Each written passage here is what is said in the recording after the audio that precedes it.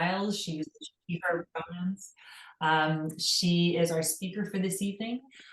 She is the parent of two transgender young adults and has been an incredible fierce advocate for the trans community, non-binary and gender diverse youth in particular.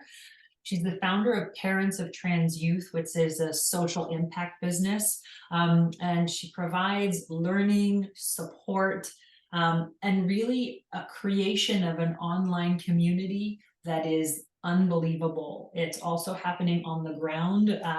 Mandy comes from Texas and lives in Texas. And so she's testified before the Texas Senate and the House committees against many of the anti-trans legislation for really in the hopes of protecting trans youth. She speaks publicly to the masses in office setting, press conferences, town halls.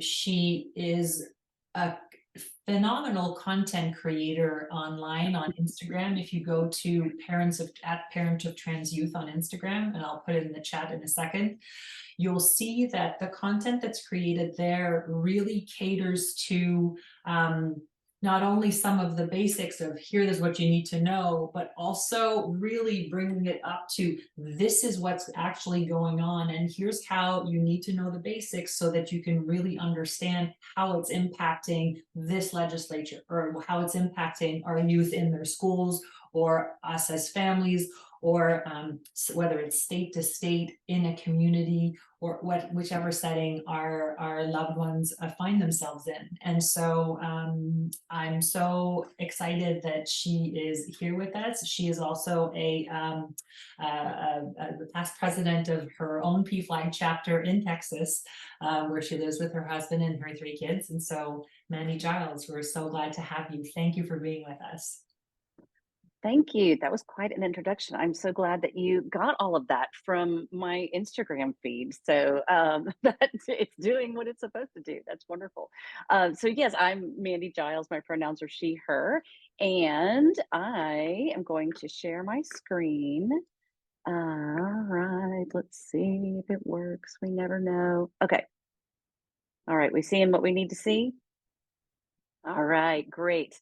Okay, here, let me actually, I'm gonna move that there. Okay.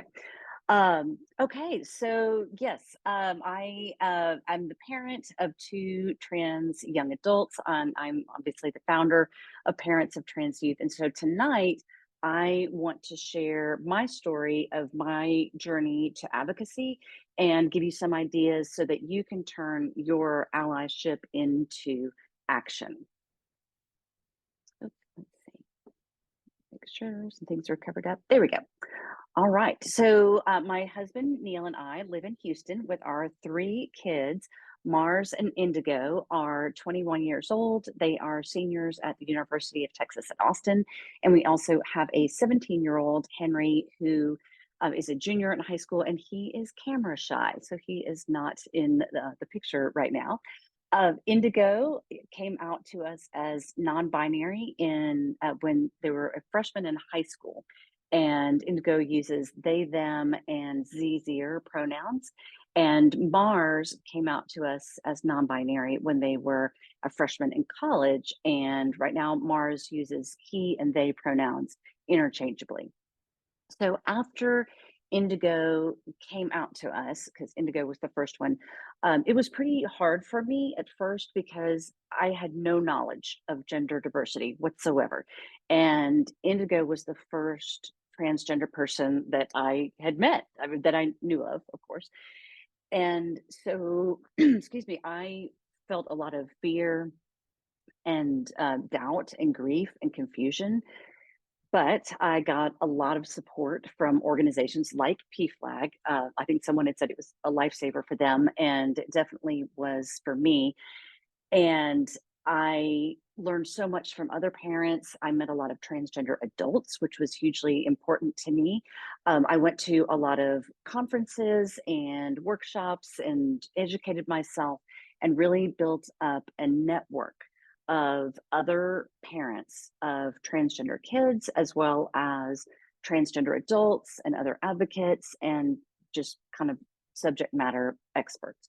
And like any family with trans kids, we have had our challenges, but for the most part, we have happy, healthy kids who know who they are and have the freedom and the support to live fully into their identities. So we have lots of love and laughter and hope and celebration. So I want to tell you about how I went from average mom to average mom, who also does some advocacy. After Indigo was out in more public spaces, and with their permission, we were out more as a family. And that actually, the picture of Indigo there was the picture we used to come out on Facebook, again, with their permission.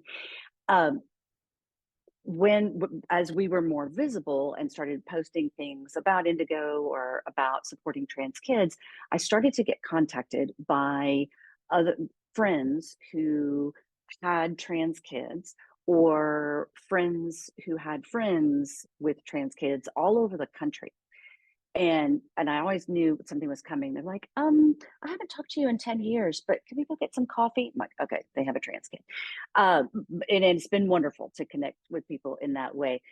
And what I've learned is that many, if not most, parents are hungry for this connection with other parents and to be part of community and for support and for learning. And I wanted to be able to provide that in some way on a larger scale and maybe in some sort of organized way. So I quit my job in nonprofit fundraising in March of 2020. Yes, it was literally the last day of my job was the day before the shutdown for the pandemic. And so I don't know if that was good timing or terrible timing, but I used that time during the pandemic to figure out what I was going to build around advocating for trans kids and their families. I didn't know what it was going to be, but I knew I wanted it to involve speaking and educating in some way. So at the same time, I was getting more involved in PFLAG. I joined the board and I became president of the Houston chapter.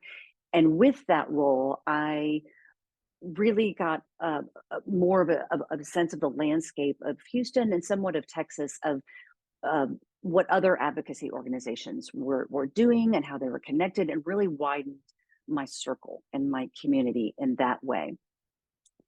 And for the 2021 Texas legislative session, and in Texas they happen every other year. I happened to be in Austin when the first anti-trans bill came up, and it was a sports ban. And of course, in Texas there were many of them, but that was the first one. And so I was there and thinking, well, should I do anything? I don't know. I thought, I didn't know that normal people could go and give public testimony in front of committees in either the Senate or the House. I thought you had to be, a policy wonk or like an advocacy superstar or something.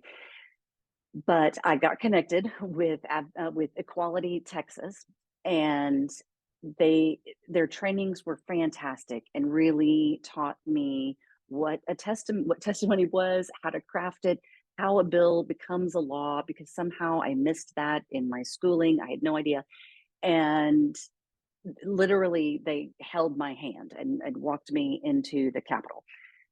Before I gave that testimony, I was terrified because I was just this everyday mom telling my very personal and vulnerable story about how this bill was going to affect my family and other kids like mine. But after I was done, I felt awesome and I was totally hooked. I was like sky high. It was wonderful. And it was a revelation to me that everyone could have 2 minutes excuse me, to say they wanted on whatever bill.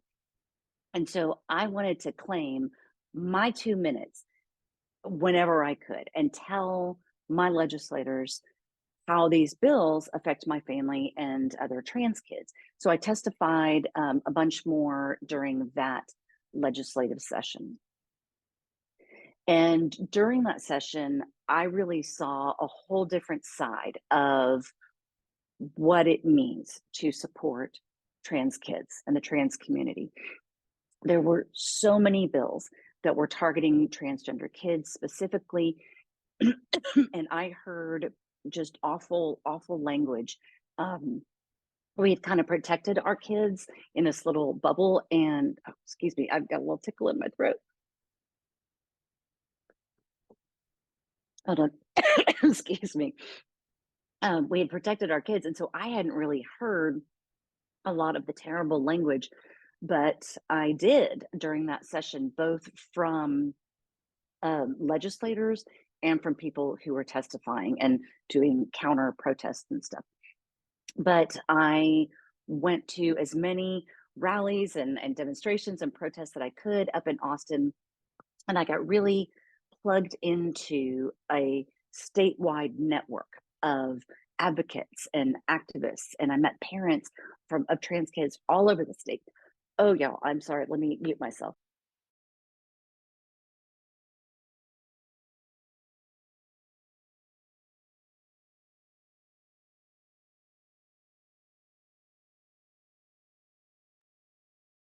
Okay, I'll be able to get through this.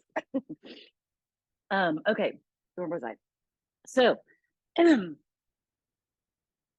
got very, as I was active and very public and very visible, because of being public, um, I started to get more involved with those advocacy organizations and kind of starting to get to know the leaders of those. And so really getting just plugged into this network. And I do want to mention the picture of me. It's a terrible picture of me holding the little sign, but I have it there to show how physically and emotionally draining doing this kind of work is. I think that day in particular, there were a lot of things going on that day. I was visiting representatives' offices. Most of them were Republicans. Oh, excuse me, like they were advocates of the bills targeting transgender kids, and that was hard. And there were a lot of protests and rallies that were going on. But anyway, even though it's exhausting, I learned to lean on community and really accept the help and support that other advocates were ready and willing to give.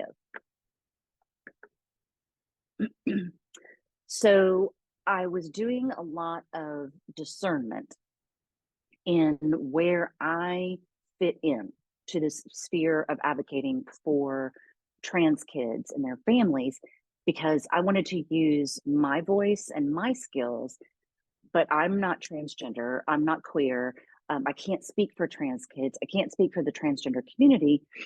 And so I was doing a lot of research to see what other parents of trans kids were doing, what was being offered in my community, where the gaps were, so that I could figure out what families really needed and how I might be able to provide that.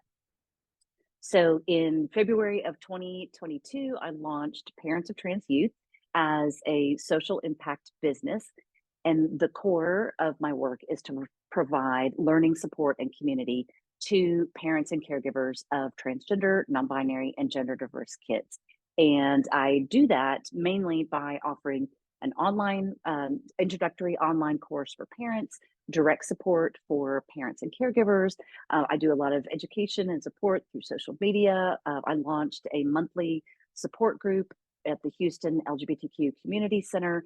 I have a lot of events that are both virtual and in person, just a lot of stuff going on, and doing whatever I can to help parents and the transgender community. And initially, when I started this, I thought it would be just kind of a Houston thing. And maybe like my friends might come to some things that I put on, and maybe Texas too, because there's a lot of stuff going on in Texas. But I ended up serving people all over the country and all over the world. And I would say that my like less than 10% of my audience is actually from Texas. So because I have become so visible with just being there at the Capitol all the time, and getting plugged into the organizations, I ended up doing lots of local and state, national, international media interviews. I did a lot of speaking at rallies. I've been to Pride celebrations, and as their keynote speaker, I've served on panels for organizations and universities and lots of other workshops and presentations for organizations and companies. And being public in this way and doing this kind of advocacy work has really informed what I do in my business, because I feel like I need to use whatever platform I have to raise awareness of the fight to protect trans kids. And because my kids are over 18, and they were, even when I got started in 2021, right now I am one of the few Texas parents of trans kids who is willing and able to speak publicly about parenting trans kids and advocating, because of the laws that are in place right now, and because of you may have heard the governor issued a directive in 2022, uh, asking the Department of Family Protective Services to investigate families of trans minors for giving them gender affirming medical care, and investigating them for child abuse. So because my kids aren't minors, then that none of that necessarily applies to us. And because I'm a business and not a nonprofit, I can say things that a lot of nonprofits can't say. It would probably jeopardize any kind of 501c3 status. And I can express opinions about our lovely state government that probably I wouldn't be able to otherwise. And again, with this platform and becoming more public, I do get a lot of nasty comments and trolls and sometimes threats, but nothing too terrible. For all the trolls, I try not to engage. I just report, block, delete, whatever. But part of kind of reclaiming those troll comments is that I've taken the most ridiculous ones and started to make funny videos from them, like this one that's on the screen now. Some jerk tried to compare trans kids to Bigfoot or aliens, like, oh, they don't exist. So I made a funny video about spotting a transgender kid in the wild. That was actually my trans kid. So, and someone suggested that was using joy as resistance. And I love that, because that's a big part of what I try to bring to my work is some joy as well. And I'm not doing this by myself. My husband and Indigo and Mars have all been involved in this work, and it's been really cool to experience this with my family. Because part of why I'm doing this is to show my kids that they are worth fighting for, and that I will be doing everything that I possibly can that is within my power to fight for them and to fight for kids like them. And I also wanted to show them that their voice matters and that they can stand up for themselves. And they did, and they do, which is glorious to watch. Indigo was really involved in the 2021 session. That's Indigo there with the pink hair on the steps of the Texas Capitol, surrounded by Texas state troopers in their stupid cowboy hats. But that was one of the most heartbreaking and proud moments I think I've ever experienced as a parent to see them up there. And then Mars was really involved in 2023, and that year was a huge outpouring of community because there were a record number of anti-trans and anti-LGBTQ bills going on. And so Mars got to see this incredible community come together. One day there was like 4,000 people there at the Capitol. And Mars was like, I've never seen this many queer people in my life. And so it was just a joy to be able to to introduce both of them to that world and give them that gift, and something that I can't give them as a cisgender straight mom. And one of the most surprising and joyful things that has come out of this roller coaster of advocacy is that I have found a community of other people who are fighting really hard for trans rights and for trans kids. And I have met incredible people all over the state and all over the country and all over the world. And I have made excellent friends, especially in Houston and in Texas, and with that we are all fighting hard, and we cry together, we have each other's backs, we laugh together, we have fun together, and the community has been just such a gift that was unexpected coming into all of this. And it helps me to remember what I am fighting for and why I get so angry and get so worked up about a lot of these bills and these policies and stuff that I see all over the nation.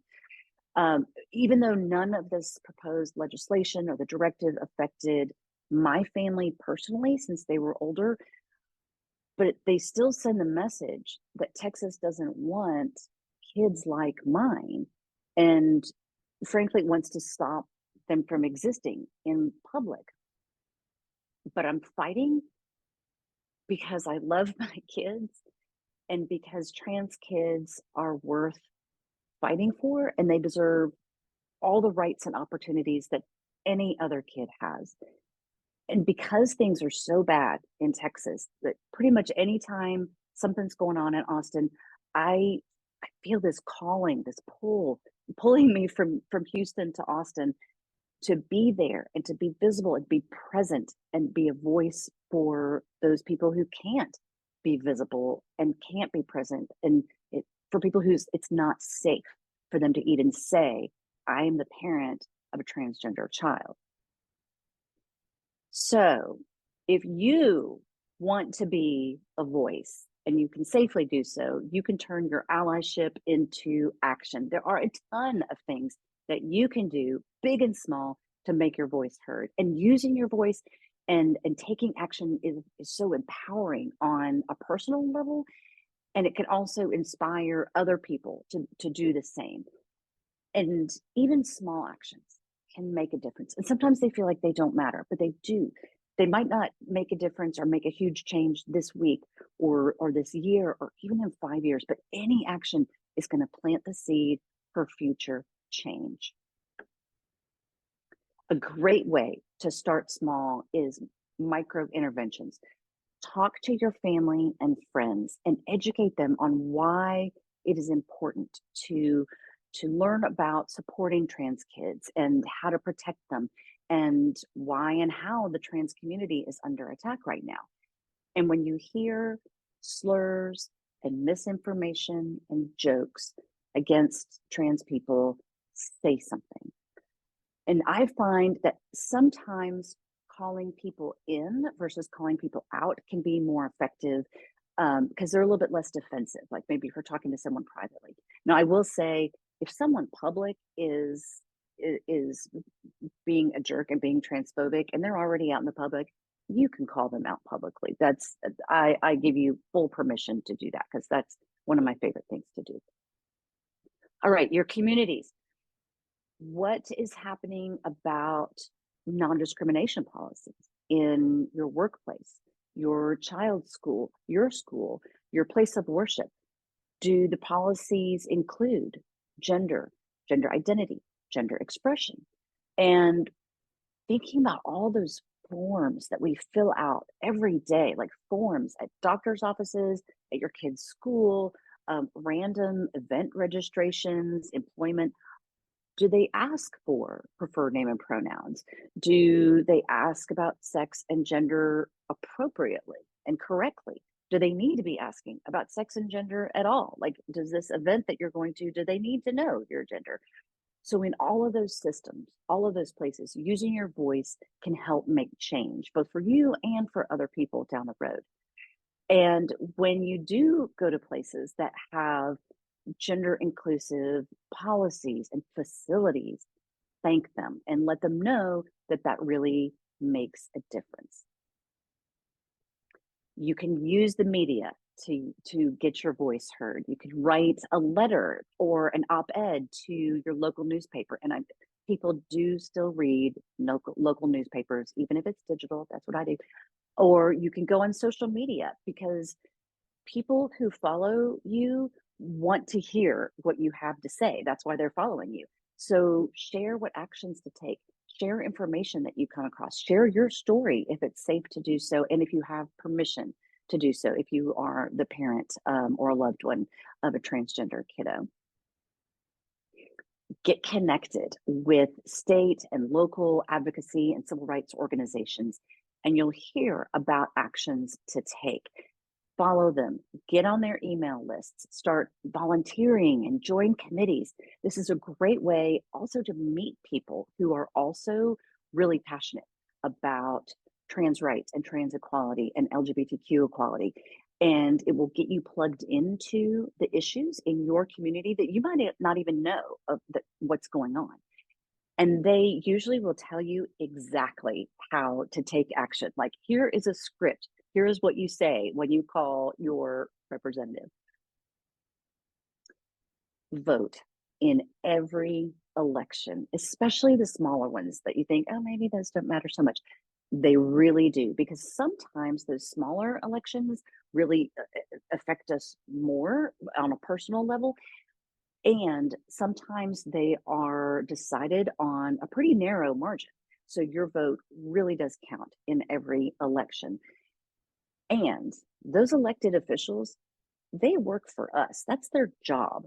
So call them, email them, let them know where you stand on issues that are going on in your community, and let them know how you want them to vote, especially on anything regarding the trans community.